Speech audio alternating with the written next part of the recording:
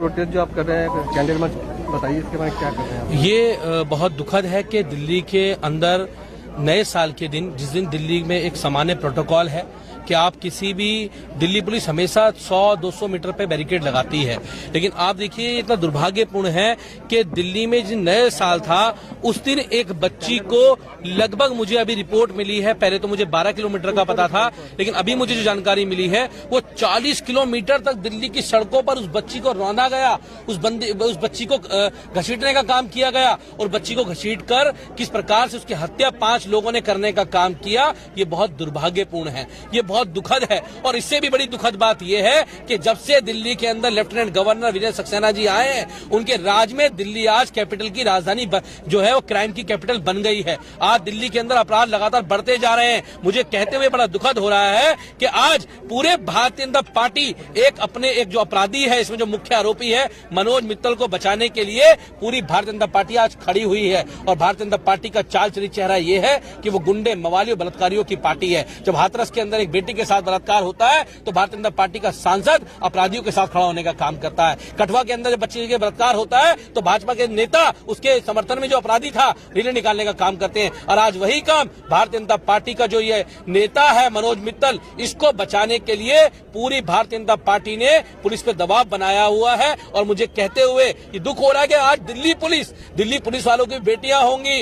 Lieutenant governor की भी बेटियां होंगी, भाजपा के नेताओं की बेटियां होंगी, और आज वो भाजपा के दबाव में अपना आत्मसम्मान उन लोगों ने खो दिया। आज उनके दबाव में आकर उस केस की लीपापोती करने की कोशिश की जा रही है, उस केस को दबाने की कोशिश की जा रही है। 304(a) के अंदर मुकदमा दर्ज किया गया मात्र, जबकि वो वहां पर एक मर्डर था, मतलब 40 किलोमीटर से उसको घसीटा गया। ना कोई बैरिकेड, ना कोई पुलिस, ना कोई कार्रवाई उसके ऊपर नहीं की गई और लीपापोती करने का काम किया जा रहा है। मैं कहना चाहता हूं कि आज भारतीय जनता पार्टी का चेहरा पूरे देश ने देख लिया कि किस प्रकार से भारतीय जनता पार्टी के नेता, हमेशा जो भी बलात्कार होता है उसमें भारतीय जनता पार्टी के नेताओं का नाम होता है और उनको बचाने के लिए पूरी भाजपा खड़ी हो जाती है। आज ये चेहरा पूरा देश ने उनका देख लिया और हम उस बच्ची को न्याय दिलाने के लिए आज यहाँ कैंडल मार्च करने के लिए आए हैं। कल हम कमिश्नर ऑफ पुलिस के पास गए थे, हमने उनसे कहा था कि आप इस पे कार्रवाई करें कि आपके 2 घंटे पहले आपको कॉल मिली। अभी तो एक जानकारी आई कि 2:18 पे कॉल मिली थी, 2:18 पे आपको कॉल मिलती है, लेकिन दिल्ली पुलिस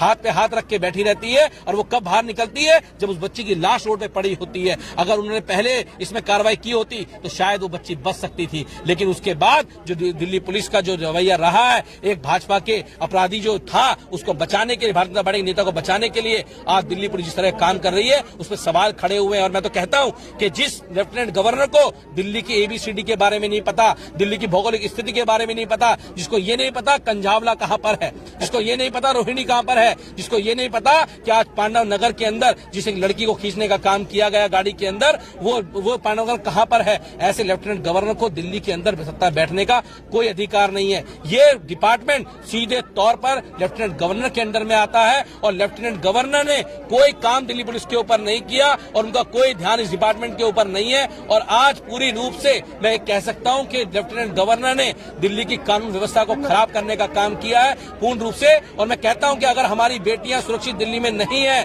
जो अगर ऐसे लेफ्टिनेंट गवर्नर के जिनके राज में दिल्ली पुलिस है, उनके राज में अगर हमारी बेटियां दिल्ली में सुरक्षित नहीं है, तो मैं कह सकता हूं कि ऐसे लेफ्टिनेंट गवर्नर को कुर्सी पर बैठने का अधिकार नहीं है। आज दिल्ली और देश के लोग मांग करते हैं कि दिल्ली में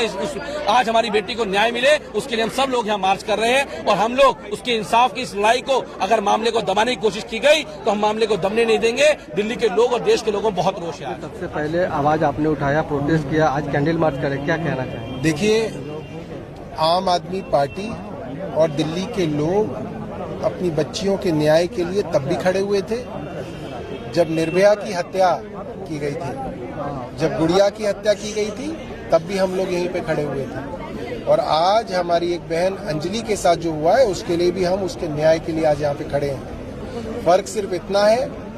कि तब बीजेपी को लगता था कि कांग्रेस के खिलाफ आवाज उठानी चाहिए, मगर आज भारतीय जनता पार्टी की सरकार है तो वो कहते हैं ये राजनीति है। ये बहुत शर्म की बात है। जिस तरीके से भारतीय जनता पार्टी की पुलिस ने पहले दिन से इस मामले में लीपापोती की है, जिस तरीके से भारतीय जनता पार्टी की पुलिस के DCP ने अपराधियों का बचाव किया, कमजोर धाराओं के अंदर FIR दर्ज की, पोस्टमार्टम के अंदर 36 घंटे की डिले की, FIR दर्ज करने के अंदर 15 घंटे की डिले की, जिस तरीके से नए नए गवाहों को प्लांट करके इस केस को कमजोर किया जा रहा है, उस बच्ची के चरित्र के ऊपर सवालिया निशान लगाया जा रहा है, उसको मरने के बाद बदनाम किया जा रहा है, ये भारतीय जनता पार्टी की सबसे घिनौनी हरकत है। पोस्टमार्टम रिपोर्ट कह रहा है कि उस लड़की ने कोई शराब नहीं पी थी, और पुलिस और भारतीय जनता पार्टी एक लड़की को ढूंढ के लाती है,